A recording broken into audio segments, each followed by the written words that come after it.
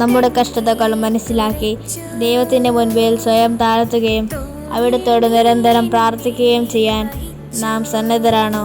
അവിടുത്തെ ദ്രോഹിക്കാതിരിക്കാൻ നാം പ്രാർത്ഥിക്കണം. നമ്മുടെ ശക്തിയിൽ ആശ്രയിക്കാതെ ദൈവത്തിൽ ശരണം വയ്ക്കുന്നതാണ് ഹൃദയതാപത്തിൻ്റെ അടയാളം. നമുക്ക് പ്രാർത്ഥിക്കാം.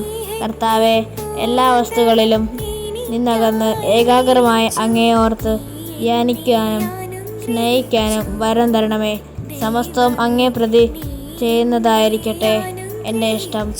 അങ്ങ് അയച്ചു തരുന്ന സങ്കടങ്ങൾ ക്ഷമയോടെ സഹിക്കാനും അങ്ങേ മാത്രം നിത്യസൗഭാഗ്യമായി കരുതാനും എന്നെ പരിശീലിപ്പിക്കണമേ.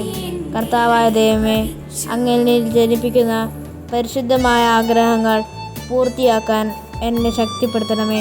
ആമേൻ.